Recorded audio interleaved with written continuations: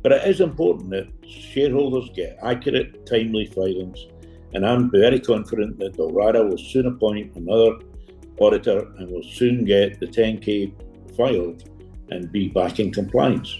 Hey everybody, it's Stuart Smith from SmallCapVoice.com, and I want to thank you for joining us here once again today for a very important interview with one of our long-standing clients, and that's Dalrada Financial Corporation, traded on the OTC QB under the ticker symbol DFCO.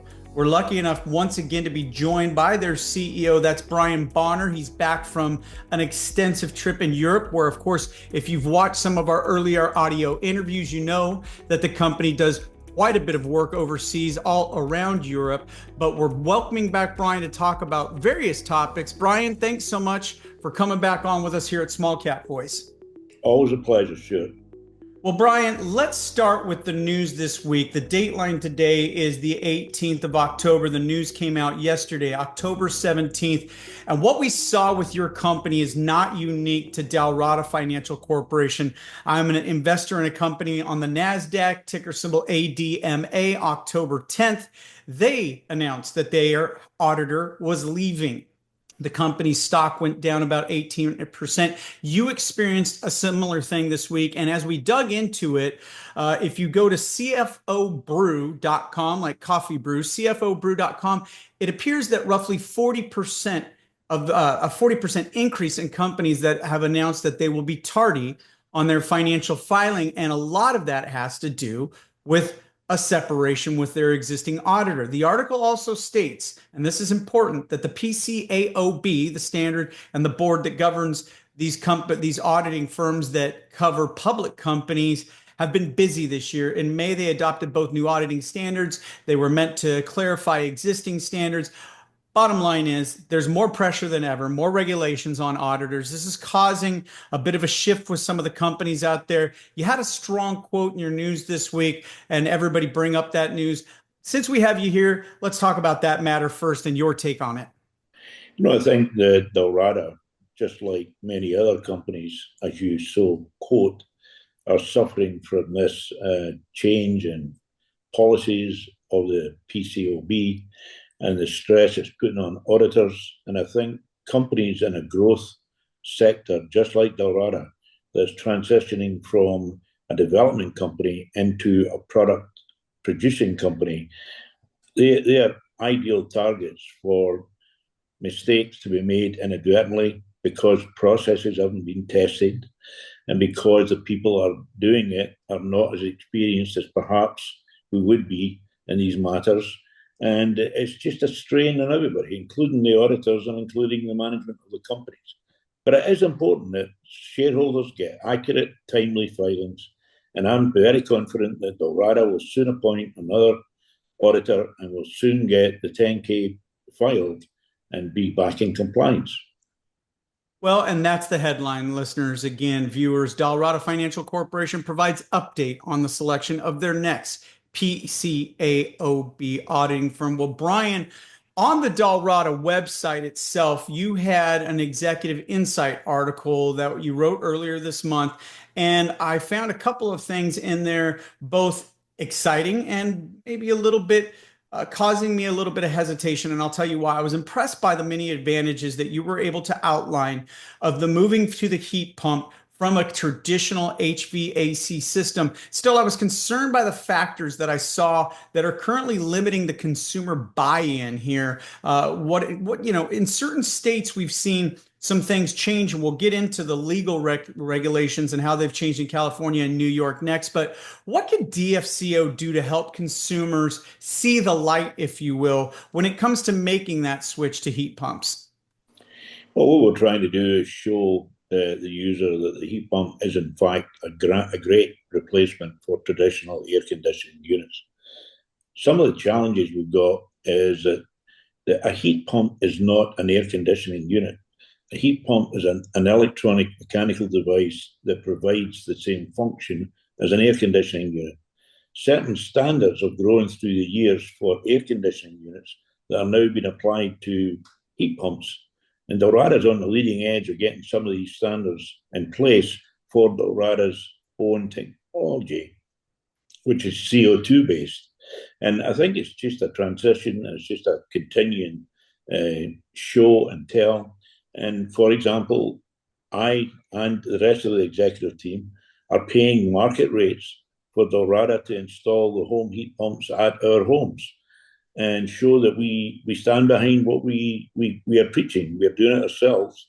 And I've got a fantastic result, frankly surprised that I put a heat pump on my swimming pool. And one of the things I discovered, maybe wrongly, I should have known this, but the heat pump has a different use in states like Arizona and Nevada, where in the summertime you can't get in a swimming pool because it's so darn hot. Well, guess what? A heat pump has a cooling feature. A gas heater to heat a pool can't cool it. So now you've got a double capability for certain geographic climates that was not available before. So I think it's just testing it and trying it and getting use of it. A lot of these things don't exist in Europe because heat pumps have been in use there for years and years, and they're very effective. So a heat pump is not seen as a strange item and people wondering, well, they're going to do the job or not. They've had years of practice and experience from it. And we just got to get through that here in the States. Well, as I read your article, your blog on your website, I saw a lot of parallels of the solar buy-in, if you will, early on for solar. So we see the vast amount of advertising in solar still to this date. And I'm here in Texas where there's a lot of solar advertising still being sort of educational in its push, less sales marketing, more education. So people understand they're going to not only save money, they might actually get money back. With solar, the federal government eventually stepped in, and we issued our own article here at SmallCapVoice just last week talking about legislative incentives to drive product adoption. And our article highlighted what we have seen already in California with SB 1221 and New York's Local Law 97, which we've talked about extensively with you, as well as with Charles Vest. And my question is here, seeing the federal government step in and offer tax incentives to consumers that we've seen with solar, because again, the sustainability and just the cleaner system that a heat pump is with less emissions, less garbage into our environment. Do you see that as something that we can find a lot on the horizon? Absolutely. It's inevitable. And I think next year something's going to happen. It's got to. Because in Europe, for example, there's certain incentives in the UK, for example, that the government will give a homeowner, I think it's £7,500, which is roughly $10,000, if they install a heat pump in their facility to get rid of gas boilers. So I think it's inevitable it's going to come. But I think also, Stuart, if I may, Dalrada is trying to provide a one-stop shop for this energy for a home.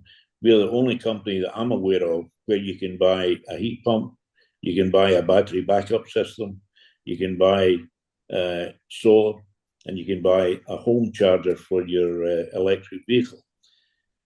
That's an important thing because people get frustrated. They go through the process of getting solar installed, and then they've got to go and think about, well, who's going to give me a battery backup system? And then where can I get a car charging device for my home? And we do that as a system. You can buy pieces from us or you can buy the whole system from us. And I think that's what's going to happen. We're working with finance companies right now that offers financing for people that are buying the whole system. And I think the government will eventually catch up and they'll start offering these incentives to the homeowners in the States here, hopefully next year. Well, that's important. And I think that's great that you pointed that out. So like companies, we love to see viewers when they vertically integrate themselves because it cuts down on expenses. But in this case, when you're a one-stop shop for your consumers, you're cutting down on that frustration. I'm sure you're cutting down on the expense. They finance with one company as well, less financing charges, less filing fees, application fees, things like that. So that's brilliant right there, and something we haven't touched on with you yet. So I'm glad you brought that up. And that really leads into my last question. We're coming to that time of year here as we wrap up 2024. We're here in the month of October 2024. We expect to see some big achievements from you and your company as it looks in terms from how you see it. So you're the CEO of the company. When you look back on this year, some of the major milestones that you've seen your company achieve, what do you see as the highlights of 2024 for Dalrada? Well, a distinct shift from a development company to producing products. We've seen that not only in the heat pump side of the business, the green energy side, but in the deposition technology side. We finished their first EWOS product, which is a leading edge product. We are shipping the first product to a university in America for use and test. And when we see that in place, we're going to see many orders coming from it because it replaces technology that's almost 50 years old based on DOS operating systems, where our EWOS is based on the more modern software management systems, including the iPhone and so on, that allows people to manage it in a more friendly manner. So we see that as a significant growth. We see the heat pumps growing strongly. We hope to get the results of the GSA testing in the early part of next year. And that's why I've said that into next calendar year and to the end of our fiscal year, we're going to see dramatic changes at Dalrada in terms of its profitability and its sales.